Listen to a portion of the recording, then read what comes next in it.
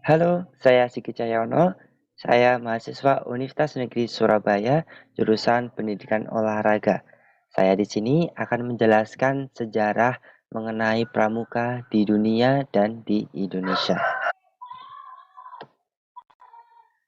Baik, saya akan menjelaskan sejarah pramuka di dunia terlebih dahulu.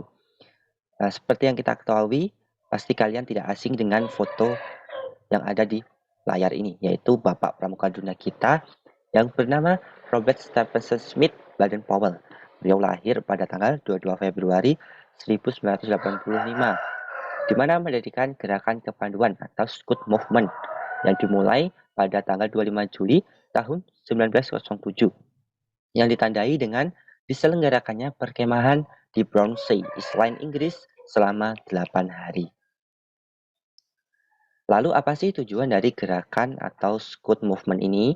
Yaitu tujuannya untuk mengembangkan para pemuda secara fisik, mental, dan spiritual.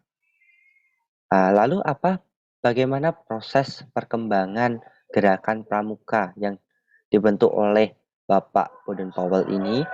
Yaitu pada tahun 1908, Baden-Powell menulis buku tentang prinsip dasar kepramukaan, Scouting for Boys, yang artinya pramuka untuk laki-laki, dan juga pramuka untuk perempuan atau Girl Guides pada tahun 1912, dan juga didirikannya kelompok pramuka siaga dengan nama CUB atau Anak Serigala tahun 1916.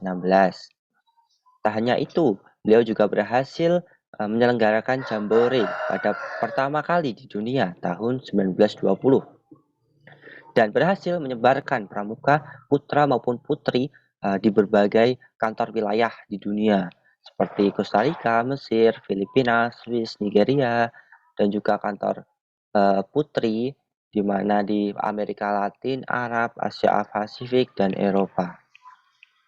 Wow, begitu luar biasa Bapak Baden-Powell kita ya. Baik, selanjutnya saya akan menjelaskan sejarah pramuka di Indonesia, di mana dengan perkembangan yang cukup pesat oleh Bapak Baden-Powell yang disebarkan di dunia sampai ke Netherlands yang akhirnya pada tahun 1912 masuk ke Indonesia dan berdirilah Netherlands Indies Pathfinders Organization atau NIPO. Nah, di situ dan juga bermuncullah berbagai organisasi kepanduan yang banyak sekali seperti CPO, CCP, dan lainnya. Namun di sini Kiai Agus Salim mengganti nama Pathfinders menjadi Pandu atau kepanduan karena pemerintah Hindia Belanda memberikan larangan penggunaan istilah Pathfindery seperti itu. Lalu apa sih peran dari gerakan kepanduan ini? Perannya sangat penting, yaitu berperan dalam pencetusan Kongres Pemuda tanggal 28 Oktober 1928. Lalu setelah itu kesadaran pemuda ini semakin meningkat setelah Kongres Pemuda dan kepanduan organisasi kepanduan ini seperti IPO, PK, PPS ini bergabung melebur menjadi KPI, Kepanduan Bangsa Indonesia.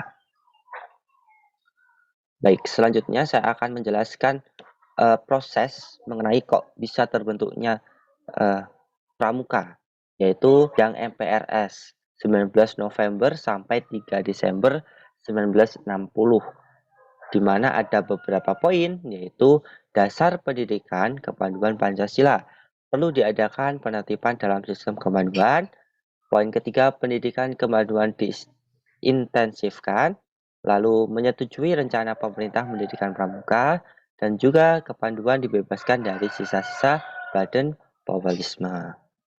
Baik, selanjutnya ada tahapan lagi di mana tanggal 30 Juli 1961 semua organisasi kepanduan berkumpul di Istora Senayan dengan membawa bendera organisasinya masing-masing dan mereka ikhlas meleburkan diri dalam gerakan pramuka. Seluruh bendera disimpan di museum dan tanggal 30 Juli kemudian disebut Hari Ikrar Gerakan Pramuka. Tak hanya itu, selang beberapa minggu atau selang beberapa bulan, yaitu tepatnya 14 Agustus 1961 didirikan Gerakan Pramuka, diperkenalkan kepada rakyat Indonesia dan Melantik Mapinmas, Kuarnas, dan Kuarnari. Selanjutnya yaitu memberikan penghargaan kehormatan berupa Panji Gerakan Kepanduan Nasional Indonesia kepada Gerakan Pramuka untuk dijunjung tinggi dan dipertahankan kemuliaannya. Nah, ini Hari Pramuka ditetapkan pada 14 Agustus 1061. Seperti itu.